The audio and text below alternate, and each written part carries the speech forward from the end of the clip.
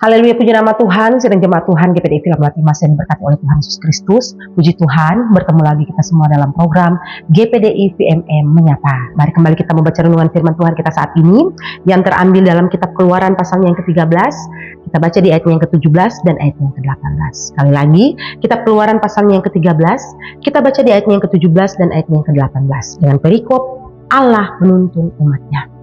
Setelah Firaun membiarkan bangsa itu pergi, Allah tidak menuntun mereka melalui jalan ke negeri orang Filistin, walaupun jalan ini yang paling dekat.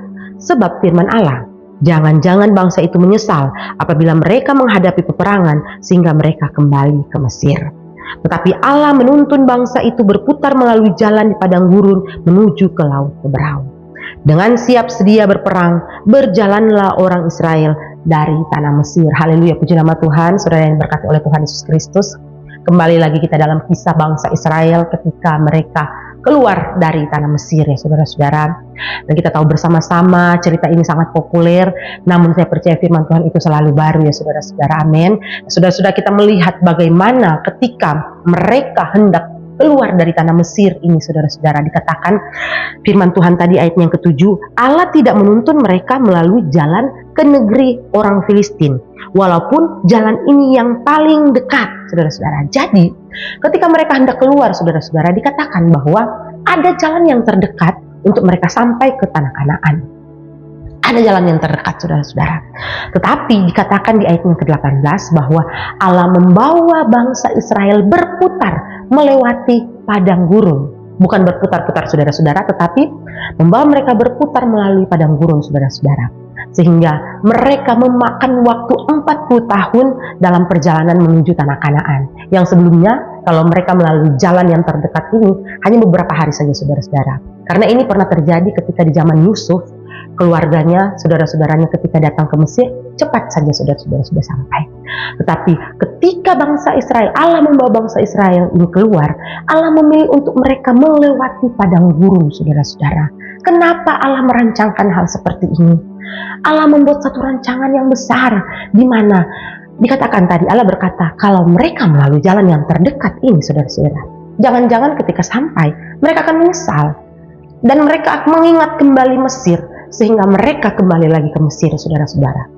Tetapi ketika Allah membawa mereka melewati padang gurun ini, saudara-saudara, mereka diproses, mereka mengalami ujian dalam kehidupan mereka, proses ini, sehingga mereka tahu, saudara-saudara, akan arti kehidupan. Karena selama ini mereka tinggal di Mesir, saudara-saudara. Nah, inilah cara Allah, rencana Allah dalam kehidupan bangsa Israel pada masa itu. Saudara-saudara, kita tahu yang namanya padang gurun, tentunya di sana tidak ada kehidupannya. Di padang gurun yang ada kepanasan dan kedinginan, saudara-saudara, angin yang kencang, dan tidak ada mata air di sana. Tidak ada apa-apa, saudara-saudara, ketika melewati padang gurun. Tetapi kenapa Allah mengizinkan? Kalau Allah mengizinkan, berarti Allah menyediakan apa yang dibutuhkan oleh bangsa Israel pada masa itu, ya saudara-saudara. Tetapi sekali lagi kita melihat Allah membuat ini untuk memproses bangsa Israel, untuk mengerti, saudara-saudara, untuk tahu, saudara-saudara. Nah, kita saat ini yang hidup di zaman sekarang adalah orang-orang Israel rohani, amin, yang mungkin diizinkan Allah, dibawa Allah mengalami proses kehidupan. Mungkin saat ini kita juga sedang dalam padang gurunnya, sedang mengalami benar-benar kehidupan yang berat, kehidupan yang penuh dengan air mata, saudara-saudara. Namun kalau kita hidup bergantung penuh kepada Tuhan, kalau kita hidup sepenuhnya hanya mengandalkan Tuhan, saudara-saudara, percayalah, kalau Allah boleh izinkan, maka Allah tahu waktu yang terbaik untuk senantiasa mengembalikan kehidupan kita seperti semula, saudara-saudara. Dalam arti ketika melewati semua proses kehidupan, maka diganti dengan berkat dan sukacita yang melimpah, yang datang dari Tuhan. Asalkan jangan pernah menyerah, jangan pernah kecewa kepada Tuhan, saudara-saudara.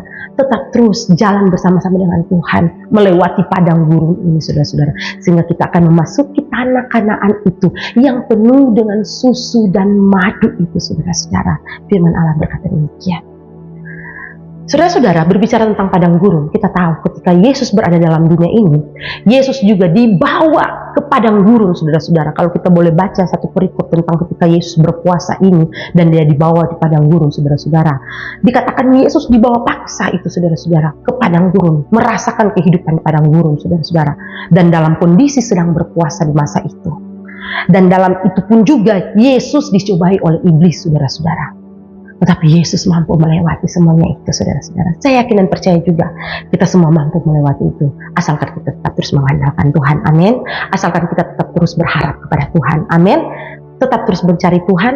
Tetap terus bersemangat, saudara-saudara. Andalkan Tuhan dalam setiap kehidupan kita. Haleluya, puji nama Tuhan. Mari bersama-sama kita berdoa. Terima kasih ya Tuhan buat firman-Mu yang kembali datang dalam kehidupan kami saat ini.